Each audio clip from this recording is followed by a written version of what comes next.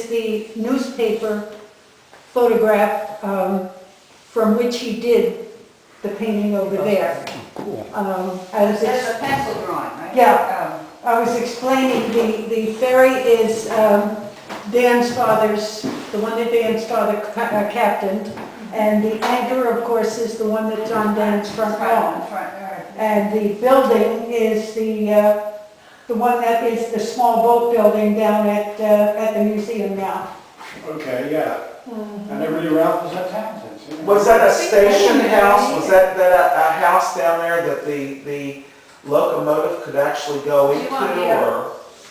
I think it could back in. Claiborne is Yeah, still on it, or do you? I think so. It appears- You've been down to the museum, you know how big that building is. It appears here that that is the case. Yeah. Now, the one that I could not bring because of the size of it is the one that he did of Dan's father's boat.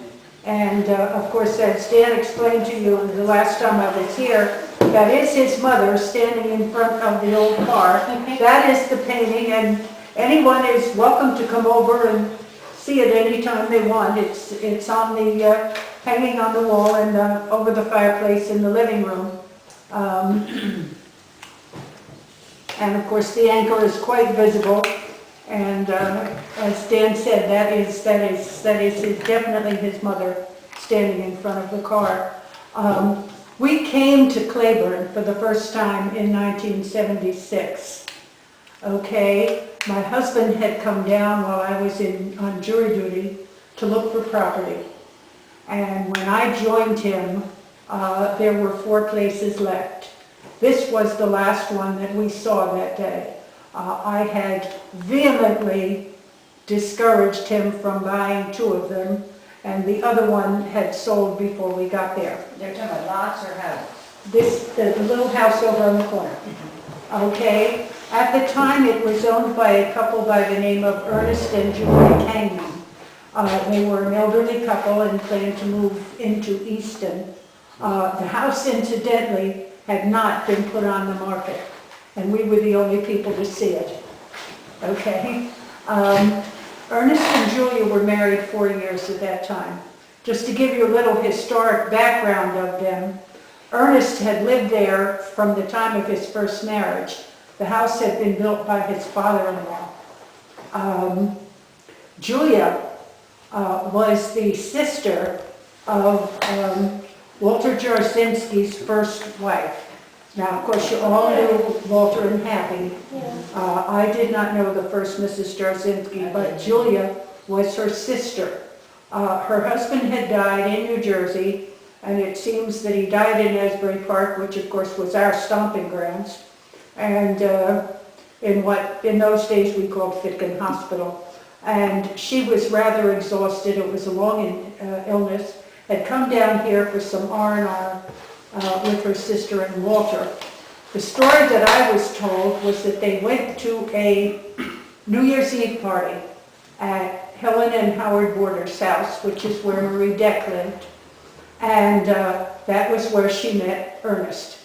And as I said, when we met them, they had been married for 4 years. When I saw that house, I said, this is it. And we sat up all night trying to figure how we could swing this with one child in college and one getting ready to go, and one would go the following year. But we did it. What was Claiborne like in 1977? There was a little grocery store down at the end of the road and a gas pumps in front. It was run by Otis Jones and his wife, Miss Esther, who lived right across the street from the little grocery store. It is where the post office is today. And there was a small post office there at the time. No, they had gas pumps there too. I They knew about did the have store. gas pumps I there. didn't know Yes, about the they gas did. pumps, yeah. Yes, they did. In those days, they did quite a bit of business from sailboats and powerboats coming in to the dock and, tying up for the night. People would come up and get gas, and they would get their provisions and what have you. The waterfront was a lot busier in those days. My son was here last weekend, and he said he was very sorry that you weren't having it last weekend because he wanted to come and tell you about how he came down with his rowdy friends and some of the rowdy things that they did. I said, it's just as well, and not because we're having it in a church. One of the stories they tell is we used it for summer vacations and for weekends. And the kids used it and their friends used it. And we even had a honeymoon couple use it. Couldn't afford to go on a honeymoon, and we said, well, stay at the house and you can do a lot of day trips, which they did. And one morning, Helen Dawson walked over for some reason and was absolutely shocked because there was bodies laying all over the front porch in sleeping bags. It's a one-bedroom house, and this was how they slept. They just slept all over the place when they came down. There are two bagel stories I'd like to tell you about our early days in Claiborne. My daughter and a friend came down late one Friday night and they came down too late to go to the Acme. So they went down to Otis's store to get something for breakfast and asked Otis if he had any bagels. They had bought a can of juice from him, and did they have bagels?